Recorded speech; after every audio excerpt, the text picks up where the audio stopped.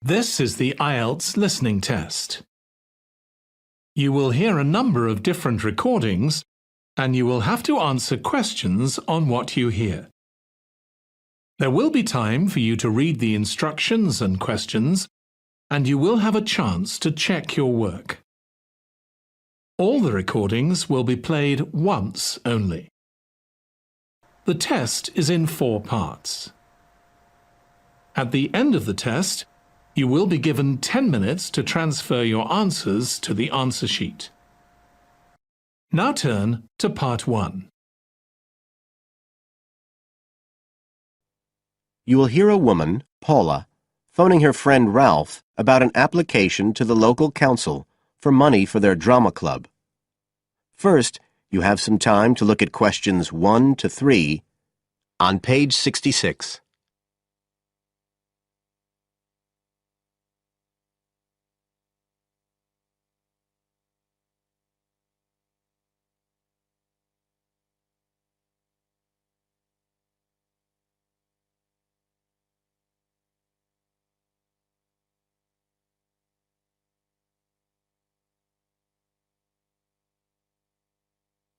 You will see that there is an example which has been done for you. On this occasion only, the conversation relating to this will be played first.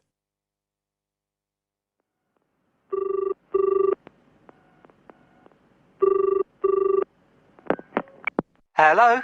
Ralph, it's Paula. Hi. You know I told you we could apply to the local council for money for our drama club. I've got the application form here, but we need to get it back to them by the end of the week.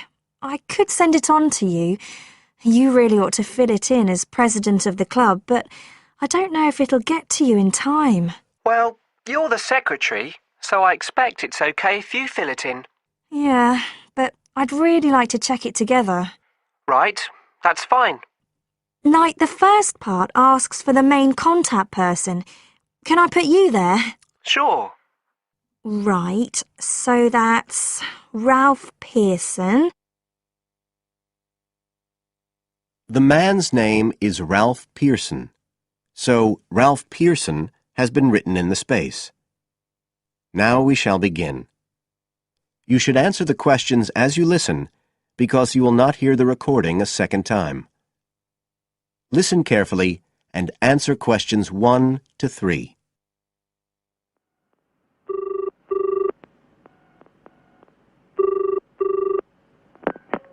Hello? Ralph, it's Paula. Hi. You know I told you we could apply to the local council for money for our drama club. I've got the application form here, but we need to get it back to them by the end of the week. I could send it on to you. You really ought to fill it in as president of the club, but I don't know if it'll get to you in time. Well, you're the secretary, so I expect it's okay if you fill it in. Yeah, but I'd really like to check it together. Right, that's fine. Like, the first part asks for the main contact person. Can I put you there? Sure. Right, so that's Ralph Pearson. Oh, and then I need your contact address. So that's 203 South Road, isn't it? No, 2:30. Oh, sorry, I always get that wrong. Then it's Drayton. Oh, do you think they need a postcode? Better put it, it's DR6 8AB. Okay. Telephone number. That's 01453 586 098, isn't it? Yes. Right. Now, in the next part of the form, I have to give information about our group. So, name of group, that's easy. We're the Community Youth Theatre Group. But then I have to describe it. So, what sort of information do you think they want? Well, they need to know we're amateurs, not professional actors. And how many members we've got. What's that at present, 20? 18. And should we put in the age range? That's 13 to 22? No, I don't think we need to. But we'd better put a bit about what we actually do. Something like members take part in drama activities. Activities and workshops? OK. Right. That's all for that section, I think. You now have some time to look at questions 4 to 10 on page 66.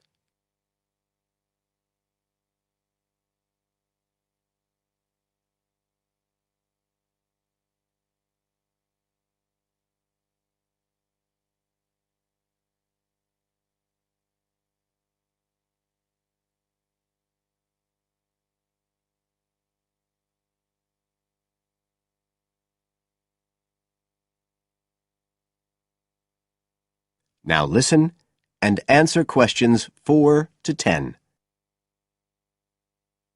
Now, the next bit is about the project itself, what we're applying for funding for. So, first of all, they need to know how much money we want. The maximum's £500. I think we agreed we'd ask for 250, didn't we? OK. There's no point in asking for too much. We'll have less chance of getting it. Then we need to say what the project, the activity is. Right. So we could write something like, to produce a short play for young children. Should we say it's interactive? Yes, good idea. Right, I've got that. Then we have to say what we actually need the money for. Isn't that it? No, we have to give a breakdown of details, I think. Well, there's the scenery. But we're making that. We need to buy the materials, though. Oh, OK. Then there's the costumes. Right. That's going to be at least £50. OK. And what else? Oh, I just found out we have to have insurance. I don't think it'll cost much, but we need to get it organised. Yes, I'd forgotten about that. And we could be breaking the law if we don't have it. Good thing we've already got curtains in the hall. At least we don't have to worry about that. We'll need some money for publicity. Otherwise, no one will know what we're doing. And then a bit of money for unexpected things that come up. Just put sundries at the end of the list. OK, fine. Now, the next thing they want to know is if they give us the grant, how they'll be credited. What do they mean, credited? I think they mean how we'll let the public know that they funded us. They want people to know they've supported us. It looks good for them. Well, we could say we'd announce it at the end of the play. We could make a speech or something. They might prefer to see something in writing. We'll be giving the audience a programme, won't we? So we could put an acknowledgement in that? Yeah, that's a better idea. OK, and the last thing they want to know is if we've approached any other organisations for funding and what the outcome was. Well, only National Youth Services. And they said that at present funds were not available for arts projects. Right, I'll put that. And then I think that's it. I'll get that in the post straight away. I really hope we get the money. I think we've got a pretty good chance. Hope so, anyway. Thanks for doing all this, Paula. That's OK. See you soon. Bye. Bye. That is the end of part 1. You now have half a minute to check your answers.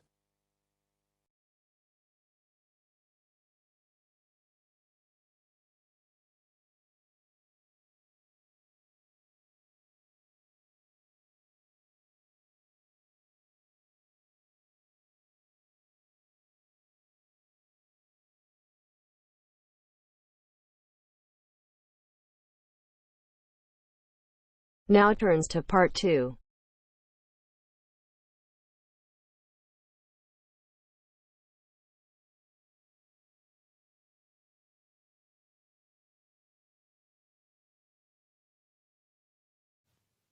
You will hear a talk by a counsellor on plans for the development of an old industrial site.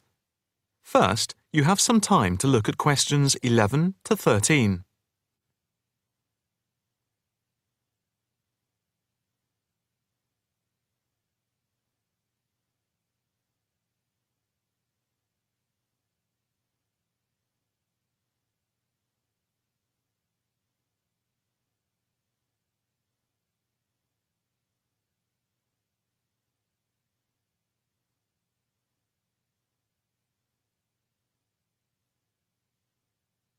Now listen carefully and answer questions 11 to 13. Good afternoon, ladies and gentlemen. My name is Councillor Norma Boyd, and welcome to this exhibition about the development of the old paper mill factory and gasworks site, which has been lying unused for more than a decade. There has been pressure on the council to use the land to build a training centre and a small business park.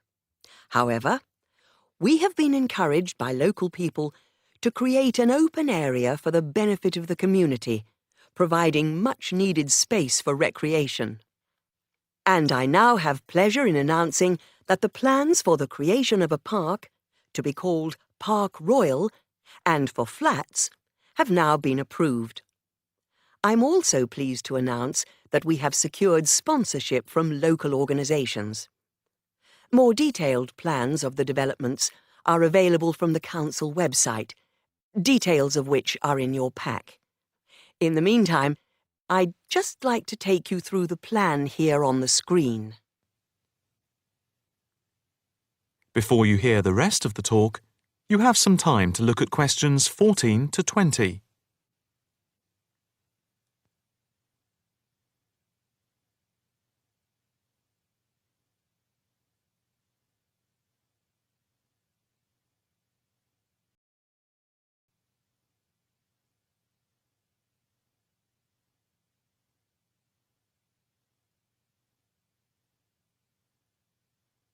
Now listen carefully and answer questions 14 to 20. If we start here at the bottom, you can see Parkside Street, where the main entrance to the park is. On the left of the entrance, in the bottom left-hand corner of the plan, there will be a block of 40 studio flats. On the other side of the entrance, there will be some workshops for local businesses. There will also be another entrance here, on the top right, which leads into Pear Street.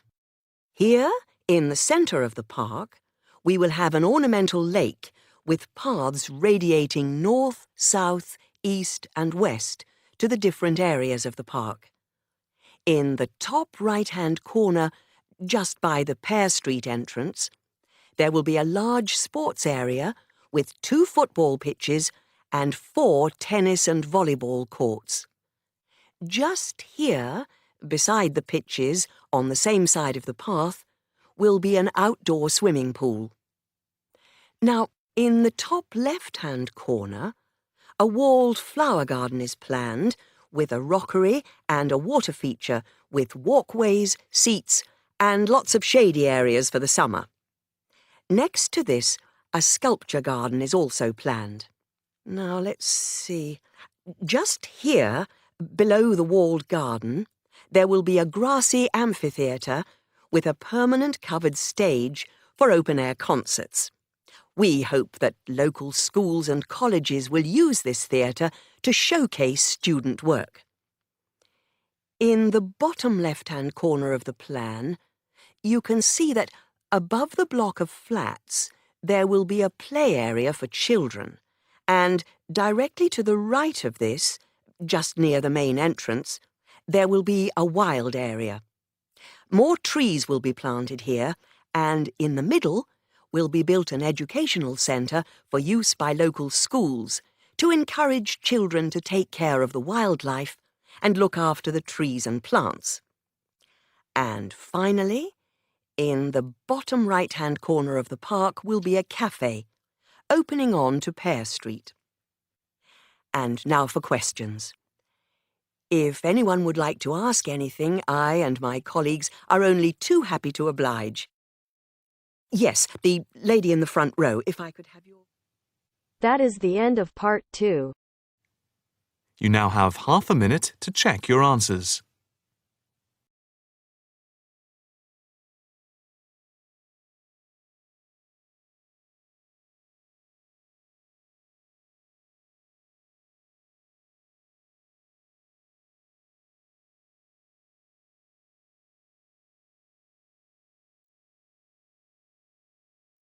Now turns to part 3.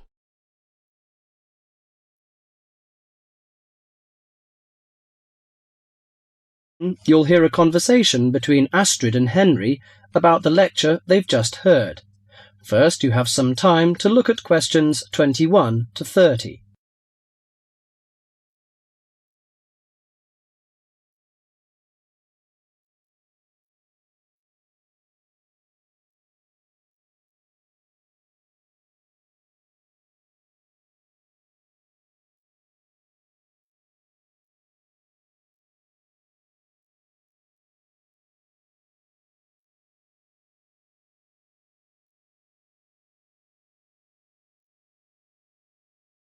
Now listen carefully to the conversation and answer questions 21 to 30.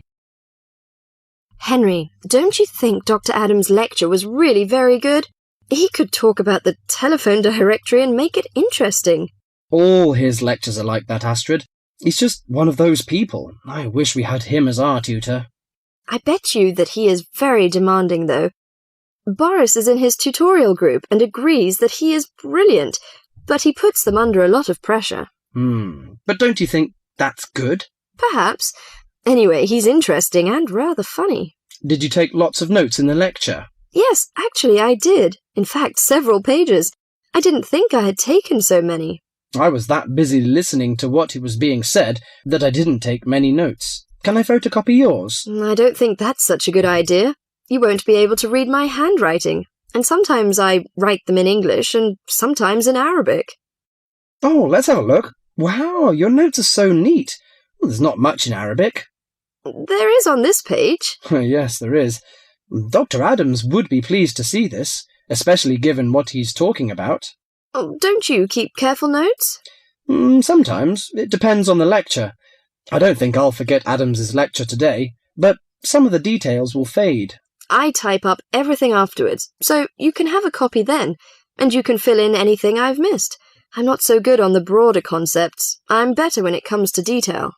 Just what Adams was talking about. Well, I am definitely a detail person. I need to have everything written down before I can get the concepts clear in my head. And I am the complete opposite. I find all the detail clutters up my mind, and I get very frustrated, which was just what he was on about. He mentioned a book he had written. He mentioned several. The one on space and the individual. Yes, called My Space. It's on the book list. So it is. I think I'll get that out of the library, or get my own copy. Did you get what he said about spatial awareness? I didn't really. Yes, it was fascinating. I can't be as eloquent as Adams was, but I know several people who are frighteningly intelligent, but they have difficulty reading simple directions, even when getting to places that they know very well. I find that difficult to understand. Everyone learns the way to walk to the shops and things like that. You mean just the way people learn spelling? You know, people misspell words, make mistakes in countless areas of their lives, and going in the right direction is just the same. Remember what Adam said about the number of people who cannot tell left from right, north from south, and so on? Do you know which way is north? It's that way. You see, I couldn't have told you that. Really? I haven't a clue which way is which. That's why I'm always getting lost when I go out on my bike. And put me in a completely new place and I am totally lost. What about maps? Oh, I'm hopeless at reading them. But then you're brilliant at writing essays and getting all the ideas down in the right order, and I don't know where to start. Again, just what Adams was talking about. What we need to do is combine our skills. You teach me to cope with detail, and I'll teach you how to string concepts together. Okay, we can do that. That is the end of part 3.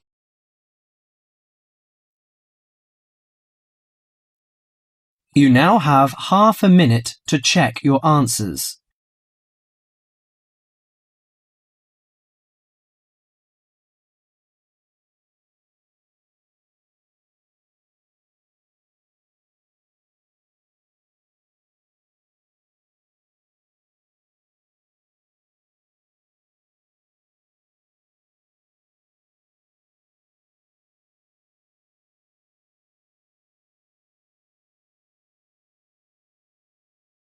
Now turns to part 4.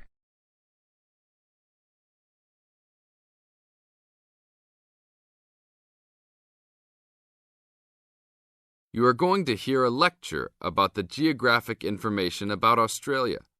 You now have some time to read questions 31 to 40.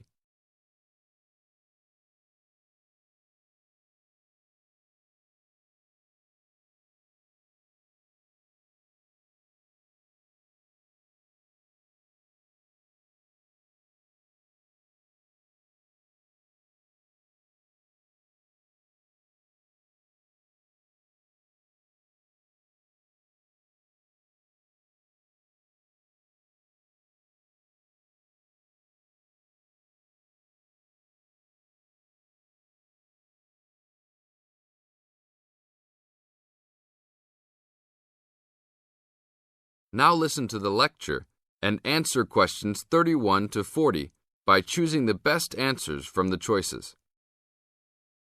Good morning, everybody. We'll continue to look at Australia, and today look at one of its greatest natural challenges, water for the agricultural sector. As the only nation to occupy an entire continent, Australia has a unique environment, with much of it very flat and dry. One notable feature of the Australian continent is that it is the lowest of the continents. The average elevation is less than 300 metres, compared with the world's mean of 700 metres, and its highest mountain is only 2,228 metres, so it is overall a very flat country. It is also dry. In fact, Australia is the driest, after Antarctica, of the continents. Yet Australia has extremes of climate and topography.